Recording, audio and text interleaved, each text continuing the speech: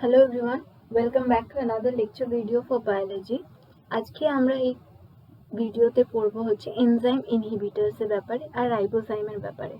আমরা আগের এনজাইমের ভিডিওটাতে দেখেছিলাম নর্মাল বা বেসিক যে এনজাইমের ক্যারেক্টারিস্টিক্স, এনজাইম কাকে বলে, এনজাইমের দুটো থিওরি, এনজাইম স্পেসিফিসিটি দুটো থিওরি, আর এনজাইমের ফ্যাক্টরস কি কি এফেক্ট করে, কি কি ফ্যাক্টরস এফেক্ট করে একটা এনজাইম অ্যাক্টিভিটিকে। তো আজকের ভিডিওতে আমরা দেখব হচ্ছে এনজাইম ইনহিবিটরস, মানে কি কি দিয়ে একটা এনজাইম যেটা হয় বা একটা এনজাইমের যে অ্যাক্টিভিটিটা সেটা কমপ্লিটলি স্টপ করতে হয় বা স্টপ করা যায়। তো তাদেরকে বলা হয় enzyme inhibitors. Enzyme inhibitors basically দুটো ব্রড ক্যাটাগরিজে ডিভাইড করা হয়েছে। একটা হচ্ছে রিভার্সিবল ইনহিবিটর আর একটা হচ্ছে ইরিভার্সিবল ইনহিবিটর। তো আমরা প্রথমে স্টার্ট করব রিভার্সিবল ইনহিবিটরস দিয়ে। তো চলো দেখে নিই রিভার্সিবল ইনহিবিটরস কাকে বলছি। রিভার্সিবল ইনহিবিটরস তারা যারা এনজাইমের সাথে বাইন্ড তো করে কিন্তু টেম্পোরারিলি বাইন্ড করার পরে আবার কিন্তু টার্গেট এনজাইমটাকে ইনঅ্যাক্টিভেট করে, যেটুকুনি সময়ের জন্য ইনঅ্যাক্টিভেটেড রাখার দরকার সেটুকুনি সময় ইনঅ্যাক্টিভেট করে আবার কিন্তু এনজাইমটা থেকে খুলে যেতে পারে, আবার এনজাইম কিন্তু নিজের অ্যাক্টিভিটিটা ফিরে পেতে পারে। যে তাহলে এই রিভার্সিবল ইনহিবিটরের কাজটা কি বেসিক্যালি, যে যেটুকুনি সময় সেই এনজাইমটা আমাদের ইনঅ্যাক্টিভেট অবস্থায় থাকতে লাগবে ঠিক সেইটুকুনি সময়ের জন্যই আমাদের সেই ইনহিবিটরটা এনজাইমটাকে ইনহিবিট করে রাখবে বা ইনঅ্যাক্টিভ করে রাখবে। তারপরে যেই সেই সময়টা শেষ হয়ে যাবে বা ওভার হয়ে যাবে তখন সেই ইনহিবিটরটা আবার এনজাইম থেকে খুলে গিয়ে আবার এনজাইমটাকে অ্যাক্টিভ ফর্মে করে রাখবে। এখানে দুটো জিনিস মাথায় রাখতে হবে, একটা হচ্ছে টেম্পোরারি বাইন্ডিং হয় এনজাইম আর ইনহিবিটরের মধ্যে, আর আরেকটা জিনিস যেটা মাথায় রাখতে হবে সেটা হচ্ছে খুব লুজ বাইন্ডিং হয়, মানে খুব স্ট্রং বাইন্ডিং হয় না, খুবই লুজ বাইন্ডিং হয়। তো এবার এই রিভার্সিবল ইনহিবিটরস এর মধ্যে আমাদের তিন রকমের ইনহিবিটরস পড়ে। একটা হচ্ছে কম্পিটিটিভ ইনহিবিটর, একটা হচ্ছে নন কম্পিটিটিভ ইনহিবিটর, আর একটা হচ্ছে আনকম্পিটিটিভ ইনহিবিটর। এবার চলো দেখে নিই যে কম্পিটিটিভ, নন কম্পিটিটিভ আর আনকম্পিটিটিভ ইনহিবিটরস আমরা কাদের বলছি। তো ফার্স্টে আসি কম্পিটিটিভ ইনহিবিটরস। কম্পিটিটিভ ইনহিবিটরস যদি আমরা নাম থেকে আমরা কিছু মানে বুঝতে চাই তাহলে হচ্ছে এটা কম্পিটিশন মোডে থাকবে।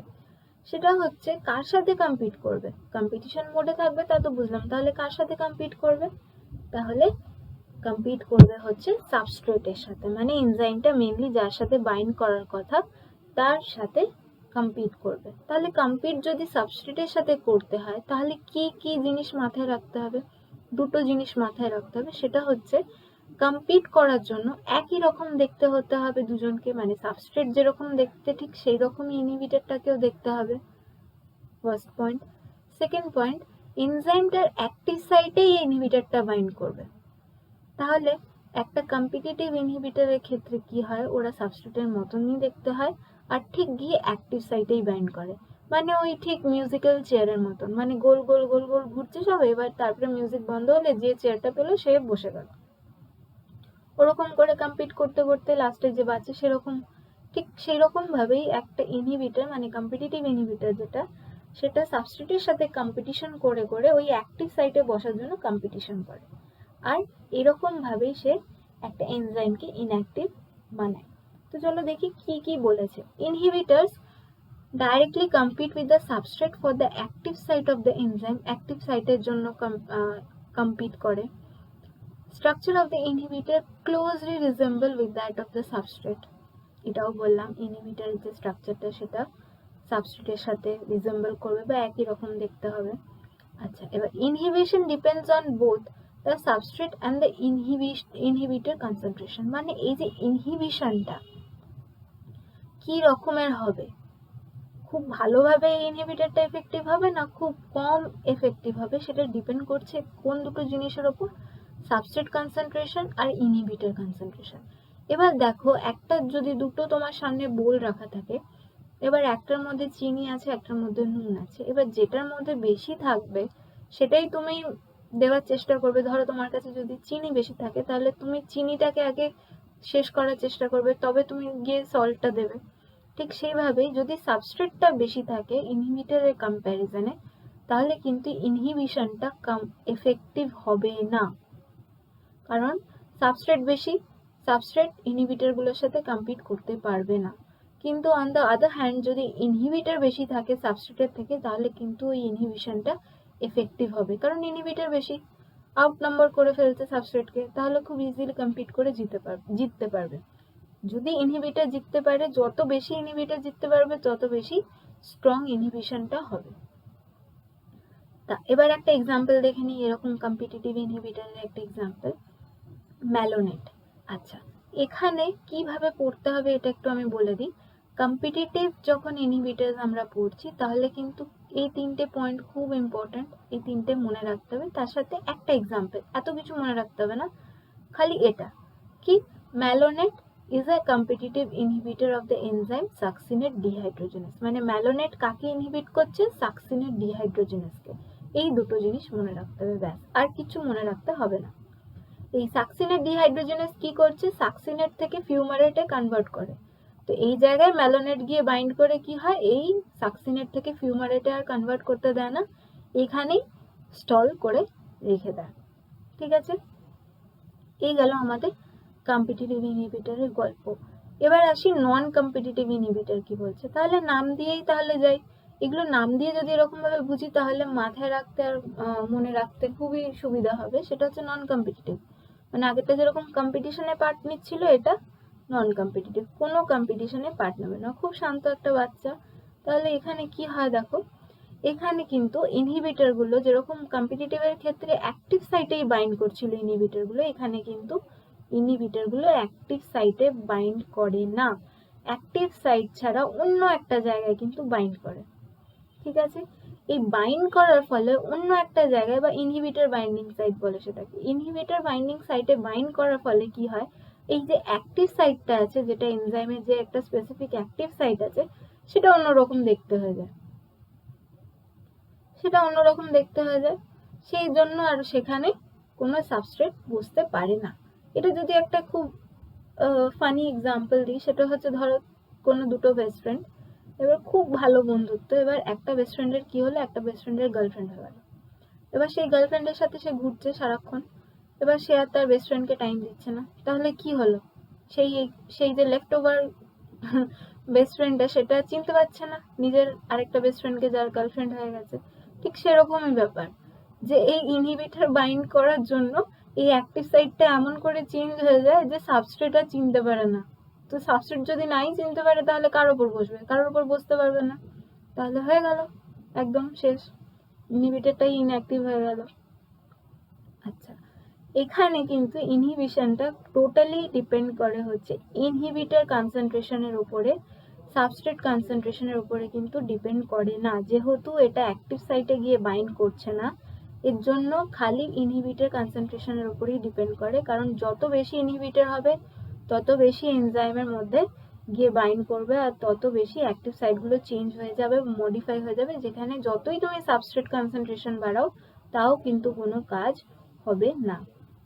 ঠিক আছে, এটার এক্সাম্পল হচ্ছে সাইটোক্রোম অক্সিডেজ বাই সায়ানাইড, মানে inhibition of cytochrome oxidase. Cytochrome oxidase হচ্ছে গিয়ে তোমার একটা এনজাইম, সেটাকে কে গিয়ে ইনহিবিট করে, সায়ানাইড। ঠিক আছে, নন কম্পিটিটিভ বোঝা গেল। এরপরে আসছি হচ্ছে আনকম্পিটিটিভ। আনকম্পিটিটিভ মানে এর কোনো দরকারই নেই কম্পিটিশনের, মানে এ নিজের মতন কাজ করবে। কিরকম কাজ করবে, মানে দেখো এই তিনটের মধ্যে যদি ডিফারেন্সিয়েট করি, তাহলে দেখো এ বসছে হচ্ছে অ্যাক্টিভ সাইটে, এ বসছে একটা আলাদা সাইটে, আর এ কোন জায়গাটায় বসে, এ বসে হচ্ছে যখন একটা এনজাইম আর সাবস্ট্রেট বাইন্ড অবস্থায় থাকে, সেই জায়গায় গিয়ে ও গিয়ে নাক গলায়। যখন অলরেডি একটা সাবস্ট্রেট একটা এনজাইম বাইন্ড করে গেছে একে অপরের সাথে, তখন ও যায় ওই এনজাইম সাবস্ট্রেট কমপ্লেক্সটার সাথে গিয়ে বাইন্ড করতে।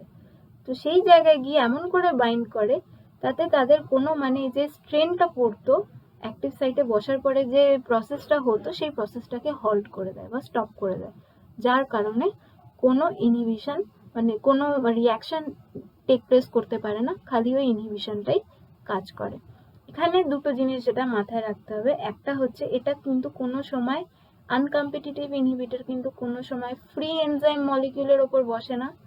সেকেন্ড, এটা সবসময় এনজাইম সাবস্ট্রেট কনসেন্ট্রেশনে এনজাইম সাবস্ট্রেট কমপ্লেক্সের সাথেই বসে। আর এটাও কিন্তু অ্যাক্টিভ সাইট ছাড়া অন্য একটা জায়গায় গিয়ে বসে। ঠিক আছে, এটার কোনো এক্সাম্পল নেই, বাঁচা গেছে, মনে রাখতে হবে না। তাহলে কম্পিটিটিভ, নন কম্পিটিটিভ, আনকম্পিটিটিভের মধ্যে ডিফারেন্স বোঝা গেল। এটা কিন্তু খুব ইজি জিনিস, মাথায় রাখতে হবে একটু। আচ্ছা, এরপরে আসছি second broad category of inhibitor, সেটা হচ্ছে ইরিভার্সিবল ইনহিবিটর। রিভার্সিবলের ক্ষেত্রে কি হচ্ছিল দেখছিলাম যে টেম্পোরারিলি ইনহিবিটরটা এনজাইমের সাথে বাইন্ড করে থাকছিল, আবার যখন দরকার পড়ছিল খুলে যাচ্ছিল। এই ইরিভার্সিবল ইনহিবিটরস গুলো কিন্তু টেম্পোরারি বাইন্ডিং নয়, এগুলো কিন্তু কখনো খোলে না, আর খুললেও পরে খুবই ধীরে ধীরে খোলে, মানে খুবই স্লো প্রসেস এটা। আর এর বাইন্ডিং মানে এনজাইম আর ইনহিবিটরটার যে বাইন্ডিংটা সেটা কিন্তু খুব টাইট বাইন্ডিং, এটা কিন্তু রিভার্সিবল ইনহিবিটরের মতন হালকা বাইন্ডিং করে না। এগুলোর এক্সাম্পল হচ্ছে দেখো অ্যালকাইলেটিং এজেন্ট যেমন আয়োডোঅ্যাসিটামাইড, যেগুলো ইরিভার্সিবলি মানে একদম অনন্তকালের জন্য ক্যাটালিটিক অ্যাক্টিভিটিটাকে বন্ধ করে দেয়। ঠিক আছে, এটা গেল তাহলে ইরিভার্সিবল ইনহিবিটর। মানে রিভার্সিবল ইনহিবিটরের এতগুলো পার্ট, কিন্তু ইরিভার্সিবল ইনহিবিটর কিন্তু কোনো পার্ট নেই, এটুকুনি খালি মাথায় রাখতে হবে। এটা কোয়েশ্চেন আসে, রিভার্সিবল আর ইরিভার্সিবল ইনহিবিটরস এর মধ্যে ডিফারেন্স এটা আসতে পারে। ঠিক আছে, এটা মাথায় রাখতে হবে। এরপরে যেটা দেখব সেটা হচ্ছে এনজাইমদের নামকরণ। এনজাইমদের নামকরণ বলতে কি বুঝছি দেখো, যেরকম যে কিরকম নাম হবে একটা এনজাইমের, সেটা টোটালি ডিপেন্ড করছে যে কিরকম ধরনের কাজ করছে সেটার উপরে। ঠিক আছে, এখানে 6 টাইপস অফ এনজাইমসকে বলা রয়েছে বা এনজাইমকে ক্লাসিফাই করা রয়েছে কিরকম রিয়াকশন ক্যাটালাইজ করে সেটার বেসিসে। যেরকম অক্সিডো রিডাকটেজ, ফার্স্ট অক্সিডো রিডাকটেজরা কি করে, ট্রান্সফার করে কাদের, ইলেকট্রন। যে সব গ্রুপ বা যে সব এনজাইম ইলেকট্রন ট্রান্সফারে হেল্প করে বা ইলেকট্রন ট্রান্সফারে ইনভলভ তারা হচ্ছে অক্সিডো রিডাকটেজ। যারা ফাংশনাল গ্রুপ ট্রান্সফার করে তারা হচ্ছে ট্রান্সফারেজ। যারা হাইড্রোলিসিস করে তারা হচ্ছে হাইড্রোলেস। আর যারা কোনো বন্ড ভাঙে, double bond, triple bond, single bond, তারা কিন্তু তাদের বলা হয় লাইয়েজ। আর যারা একটা যে কোনো গ্রুপকে একটা মলিকিউলের মধ্যেই এধার থেকে ওধারে করে, মানে ধরো এইদিকে একটা OH গ্রুপ আছে, এইদিকে একটা H গ্রুপ আছে, ও কি করলো, এই Hটাকে নিয়ে গিয়ে এইদিকে রাখলো আর এই OHটাকে নিয়ে গিয়ে এইদিকে রাখলো। তো সেই সব এধার কামাল ওধার যারা করে যেসব এনজাইম, তাদেরকে বলা হচ্ছে আইজোমারেজ। আর লাইগেজ কাদের বলা হচ্ছে, লাইগেজ হচ্ছে লাইগেজের ঠিক অপোজিট। এরা কিন্তু বন্ড ফর্মেশন করে, লাইগেজরা বন্ড ভাঙে আর লাইগেজেসরা বন্ড ফর্ম করে। এখানে দেখো একটা করে এক্সাম্পল আছে, ইচ্ছা করলে মনে রাখবে, না ইচ্ছা করলে মনে রাখবে না, একদমই তোমাদের কমপ্লিটলি তোমাদের উপর। তো এটা গেল আমাদের 6 কমন ক্লাসেস অফ এনজাইমস, যাদেরকে ডিফাইন করা হয়েছে solely on the basis of তারা কি কাজ করে, মানে কোন রিয়াকশন ক্যাটালাইজ করে সেই অনুযায়ী। ঠিক আছে, এরপরে last topic of this video and this module সেটা হচ্ছে রাইবোজাইম।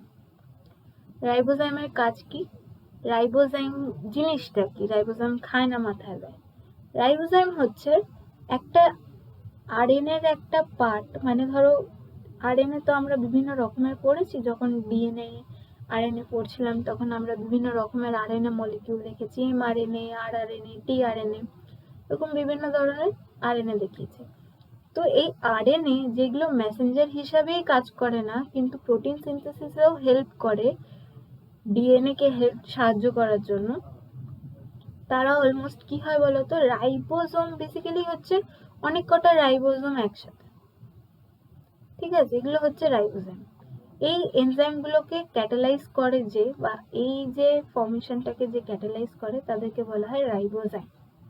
তাহলে দেখে নিই কি কি বলছে। Self processing by splicing together exposed end of itself, cleavage by hydrolysis of precursor, site specific editing and modification, translation of genetic code R regulation of genes। মানে এইগুলো হচ্ছে তাদের প্রপার্টিজ। আর রাইবোজাইমের মেন ফাংশনটা কি বলতো? Evolution of life. মানে প্রত্যেকটা জেনারেশনে তো কিছু না কিছু নতুন আসছে, কিছু না কিছু নতুন ঘটছে। তো সেই ইভলিউশন অফ লাইফ, যখন প্রথম লাইফ স্টার্ট হয়েছিল আর্থে, তখন থেকে শুরু করে এখনো অবধি এই ইভলিউশনের রাইবোজাইমসরা খুবই বেশি হেল্প করছে। বেসিক্যালি এটাই হচ্ছে রাইবোজাইম। রাইবোজাইমের ব্যাপারে এটুকুনি জানতে হবে তোমাদেরকে, এর বেশি আর কিছু নেই। তো আমাদের আজকের ভিডিওটা ছোট ছিল, কারণ কি ছোট্ট একটু মডিউল বাকি ছিল, যেখানে আমরা দেখলাম এনজাইম ইনহিবিটার্স, রিভার্সিবল ইনহিবিটারের মধ্যে কম্পিটিটিভ, নন কম্পিটিটিভ, আনকম্পিটিটিভ আর রিভার্সিবল ইনহিবিটার্স তো দেখলামই। তার সাথে সাথে দেখলাম হচ্ছে 6 ডিফারেন্ট ক্লাসেস অফ এনজাইমস আর রাইবোজাইমস। এটা হলো তোমাদের এনজাইমসের পুরো মডিউলটা। এরপরে ভিডিওতে অন্যান্য সাব টপিকসগুলো করা হবে। আজকের ভিডিওর জন্য এইটুকুই।